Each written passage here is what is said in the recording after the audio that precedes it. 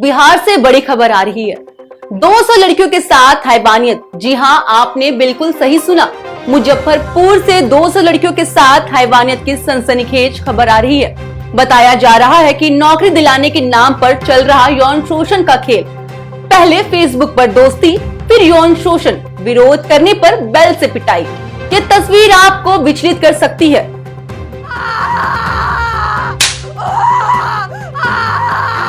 तस्वीरों में देखने वाला दृश्य आपको भी सावधानी बरतने को कह रहा है। देखिए क्या है पूरा मामला। बिहार के मुजफ्फरपुर में सोशल मीडिया के जरिए दोस्ती कर यौन शोषण और फर्जीवाड़े का सनसनीखेज मामला सामने आया है। रिपोर्ट के मुताबिक डीवीआर नाम की फर्जी मार्केटिंग कंपनी बनाकर सोशल मीडिया पर नौकरी देने का पोस्ट डाला जाता था। लोग फेसबुक पर फ्रेंड रिक्वेस्ट भेजकर काम की तलाश करने वाली लड़कियों को अपना शिकार बनाते थे। इतना ही नहीं, उन्हें लोगों को फोन पर ठगने की ट्रेनिंग देकर दूसरे लोगों को भी शिकार बनवाया जाता था। एक पीड़ित लड़की ने बताया कि उसे मजबूर किया गया और यौन शोषण कर जबरन अबॉर्शन कराने से लेकर शादी करने तक के लिए प्रताड़ित करते थे। लड़कियों को मोटी रकम का आश्वासन देकर नौकरी पर रखा गया। उसके बाद वहां मौजूद कुछ दरिंदों ने बंधक बनाकर कई लड़कियों के साथ शारीरिक संबंध भी बनाए। वहीं लड़कियां अगर विरोध करती तो उसे बेरहमी से पीटा जाता था, जिसके कई वीडियो सामने आए हैं, जिसमें साफ तौर पर देखा जा सकता है कि किस तरह लड़कियों को बेल्ट से पीटा जाता था। इन तस्वीरों को देखकर सच में रोंगटे खड़े हो जाते हैं। सुनिए पूरी कहानी पीड़िता की जुबानी। हाँ सर, फेसबुक के माध्यम से तिलक से मेरा कांटेक्ट हुआ। उसके बाद उन्होंने जॉब के लिए हम अप्लाई कर रहे थे, तो उन्होंने बोले कि मेरे पास जॉब का ऑफ़र है और ये मेडिसिन लाइन का है, तुम यहाँ पे कर सकती हो बेझिझक। फिर वहाँ पे हम गए और जो कि बताया गया था कि यहाँ 20,000 रुपया लगेगा हॉस्टल और मेस का। फिर वहाँ हम गए, 20,000 रुपया भी जमा किए, उसका कोई मुझे रसीद नहीं मिला। 5 दिन तक कंटिन्यू हमें रूम पे ही रखा गया, जो कि कोई हॉस्टल नहीं था, वो रूम ही था एक। और जिस फ्लैट में लड़का लड़की सब लोग साथ में रहता था। एक रूम में लगभग 10 लड़कियाँ रहती थी। एक रूम में लगभग 10 लड़कियाँ रहती थी।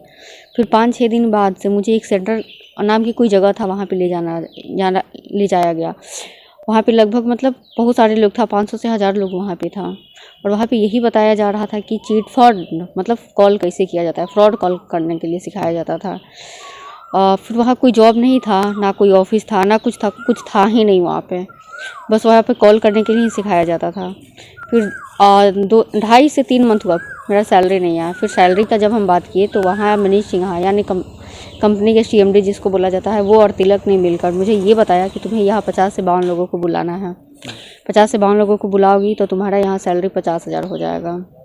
हम बोले बुलाने का मतलब हम कहाँ से बुलाएंगे 50 से 52 लोग। तो मेरे फ़ोन में जितना कॉन्टैक्ट था उसको एक लिस्ट टाइप में बनवाया गया, हर एक चीज़ और मेरे कॉन्टैक्ट से लिखवाया गया। फिर उसी में से वो लोग मार के ज़बरदस्ती कॉल करने स्टार्ट करवाया लोग। और मुझे भी पैसा कमाना था, तो मुझे नहीं पता था कि ये फ्रॉड कंपनी है। तब तक मुझे कुछ पता नहीं था, आइडिया ही नहीं था। फिर हमने बुलाना स्टार्ट किया, कम से कम हम 52 लोगों को बुलाए। उसके बाद तब तक मतलब ये जो तिलक सिंह था, ये पर्सनली रूम पे आने लगा, पर्सनली रूम पे आने लगा, बातचीत करने लगा, इमोशनली करने लगा। फिर पर डे मतलब मेरे साथ फिजिकल रिलेशनशिप में आना वो स्टार्ट किया। शादी की झांसा देके मुझे शादी की झांसा बहुत दिया। फिर उसके बाद तब तक यहाँ पे मुजफ्फरपुर बकरी में रेट पड़ा, जो कि 19/5/2023 को रेट पड़ा। उसके बाद फिर मुझे यहाँ से उन लोगों ने मुझे डायरेक्टली ले गया हाजीपुर।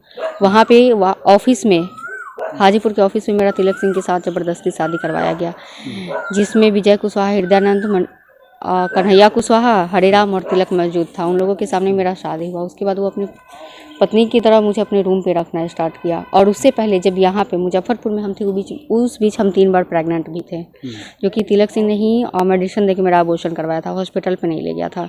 उसके बाद मेरा शादी करवाया गया था। उसके बाद वो अपने रूम पे रखना स्टार्ट किया। जब भी हम मायके जाने का बात करते थे, वो मायके नहीं जाने देता था। और फिर अभी तक वहाँ से मेरा कोई सैलरी भी नहीं आया था। फिर मतलब मुझे लग गया था कि ये चिट फंड का कंपनी है। जब बकरी में रेट पड़ा था उसी टाइम मुझे लग गया था कि ये चिट फंड का कंपनी है। फिर हम बहुत मतलब जिद किए जाने के लिए घर पे, वो जाने नहीं दे रहा था। फिर मुझे 26 दिसंबर को उन्होंने बुलाया पटना मनीष सिन्हा बुलाए और वहाँ बुला के वहाँ इनामुल हक थे, मनीष सिन्हा थे, तिलक थे, इरफान और अहमद राजा। बाकी लोग जो था उसका नाम मुझे नहीं पता है, इन लोगों का नाम मुझे पता है। फिर वहाँ मेरा फ़ोन रीसेट किया गया, मेमोरी कार्ड तोड़ा गया, सिम कार्ड तोड़ा गया, क्योंकि मेरे फ़ोन में हर एक प्रूफ था, शादी से लेकर प्रेगनेंसी हर एक प्रूफ मेरे फ़ोन में था। सब लोगों ने मिलके मेरा फ़ोन रीसेट किया, सिम मतलब हर एक चीज़ कर दिया।